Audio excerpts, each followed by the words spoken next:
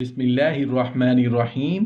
السلام علیکم ورحمۃ اللہ وبرکاتہ۔ نماز میں حرکتیں کرنے کی سزا۔ نماز میں جلد بازی کرنے کا گناہ۔ سب سے بڑا چوری کا جرم یہ ہے کہ انسان نماز کی چوری کرے۔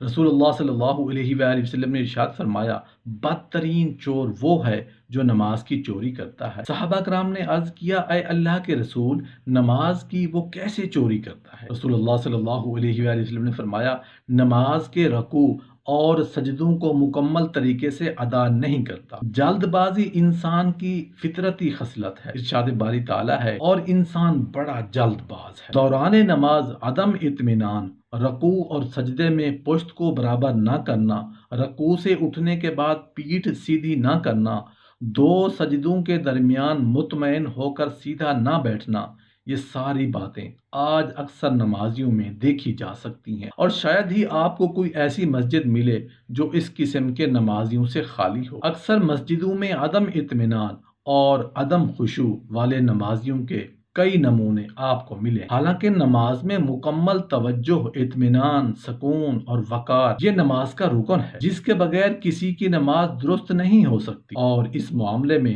تصاحل حدود درجہ خطرناک ہے۔ رسول اللہ صلی اللہ علیہ وآلہ وسلم نے فرمایا، جب تک آدمی رکوع اور سجدے میں اپنی پشت کو سیدھا نہ کرے اور اس کی نماز نہیں ہو۔ نماز میں عدم اطمینان اور رکوع اور سجدے میں پشت کو سیدھا نہ کرنا یقیناً ایک ناپسندیدہ فعل ہے، اور ایسے نمازی زجر و توبیخ اور سزا کا مستحق۔ حضرت ابو عبداللہ الاشعری رضی اللہ عنہ کا بیان ہے کہ ایک مرتبہ رسول اللہ صلی اللہ علیہ وآلہ وسلم نے صحابہ کرام رضی اللہ عنہم کو نماز پڑھائی، پھر چند صحابہ کرام کے درمیان بیٹھ گئے۔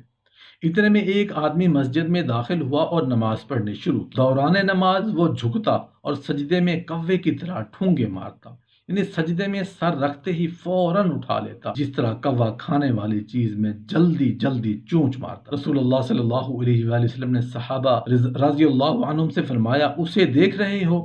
جو شخص اس طریقے سے نماز پڑھتا ہے، اگر مر گیا تو وہ محمدی طریقے کو چھوڑ کر کسی اور طریقے پر مرا۔ وہ نماز میں اس طرح چونچ مارتا ہے جیسے کہ اس طرح ٹھونگے مارتا ہے، اس کی مثال اس بھوکے کی مانند ہے جو صرف ایک یا دو کھجوریں ہی کھائے، بھلا وہ اس کا پیٹ بھریں گی؟ جناب زید بن وہب رحمۃ اللہ علیہ بیان کرتے ہیں کہ حضرت حذیفہ رضی اللہ عنہ نے ایک آدمی کو دیکھا جو نماز میں رکوع اور سجدہ اچھے طریقے سے نہیں کر رہا تھا۔ حضرت حذیفہ رضی اللہ عنہ نے اس سے فرمایا، تو نے نماز پڑھی ہی نہیں، اور اگر تو اسی حالت میں مر گیا تو تیری موت محمدی فطرت یعنی دین اسلام پر نہیں ہو۔ نماز میں اطمینان اور سکون کا لحاظ نہ رکھنے والے شخص کو جو ہی مسئلے کا علم ہو جائے تو جس نماز کا وقت ابھی باقی ہے اسے دوہرا لینا چاہیے، اور عدم اطمینان والی گزشتہ فرض نمازیں جو گزر چکی انہیں دہرانے کی ضرورت نہیں، لیکن اللہ تعالیٰ سے معافی مانگے اور سچی توبہ کرے۔ اور دوران نماز بےہودہ افعال اور کثیر حرکتیں ایسی آفت ہے جس سے بہت ہی کم نمازی محفوظ رہے، کیونکہ وہ اللہ تعالیٰ کے اس حکم کی تعمیل نہیں کرتے جس میں کہا گیا ہے کہ نماز کی حالت میں اللہ تعالیٰ کے سامنے با ادب کھڑے رہو، اور اللہ تعالیٰ سے اس ارشاد گرامی پر کان نہیں دھرتے جس میں بتایا گیا ہے کہ ایسے مومنوں نے نجات حاصل کر لی جو اپنی نمازوں میں خشوع اختیار کرتے ہیں، ظاہری اعضاء اور دل کی یکسوئی سے نماز میں توجہ کرتے ہیں۔ دوران نماز ان کے دل میں خوف اور ہیبت طاری ہوتی ہے، اور وہ ان کے ظاہری اعضاء بھی پرسکون ہوتے ہیں، اور وہ نہ تو داڑھی وغیرہ سے کھیلتے ہیں نہ ادھر ادھر جھانکتے ہیں، بلکہ ان پر خوف و خشیت کی ایسی کیفیت طاری ہوتی ہے جیسے عام طور پر کسی بادشاہ یا کسی بڑے شخص کے سامنے ہوتی ہے۔ رسول اللہ صلی اللہ علیہ وآلہ وسلم سے پوچھا گیا کہ اگر زمین ہموار نہ ہونے کی وجہ سے سجدہ کرنے میں دقت پیش آئے تو سجدہ کی خاطر پیشانی رکھنے کے لیے مٹی کو برابر کیا جا سکتا ہے؟ رسول اللہ صلی اللہ علیہ وآلہ وسلم نے فرمایا، دوران نماز مٹی وغیرہ کو سیدھا نہ کرو، اگر بہت ہی ضروری ہو تو صرف ایک مرتبہ کنکریاں برابر کر سکتے ہو تاکہ پیشانی رکھنے کے لیے جگہ ہموار ہو جائے۔ علماء کرام نے ذکر کیا ہے کہ بغیر ضرورت مسلسل کثیر حرکتیں کرنے سے نماز باطل ہو جاتی ہے۔ جو لوگ دوران نماز بے مقصد حرکات کرتے ہیں کبھی ٹائم دیکھتے ہیں، کبھی کپڑوں کو ٹھیک کرتے ہیں، کبھی انگلی ناک میں ڈالتے ہیں، کبھی اپنی نگاہ کو دائیں بائیں گھماتے ہیں، اوپر نیچے دیکھتے ہیں، اور ان کے دل میں اللہ کا ڈر پیدا نہیں ہوتا کہ ان کی اس حرکت کی وجہ سے کہیں ان کی بینائی نہ اجک لی جائے یا شیطان موقع پا کر ان کی نماز کا کچھ حصہ نہ لوٹ لے جائے۔ رسول اللہ صلی اللہ علیہ وآلہ وسلم نے ارشاد فرمایا، سلیقے سے کام انجام دینا اللہ تعالیٰ کی توفیق سے ہوتا ہے اور جلد بازی شیطان کی طرف سے ہوتی ہے۔ نماز با جماعت کے دوران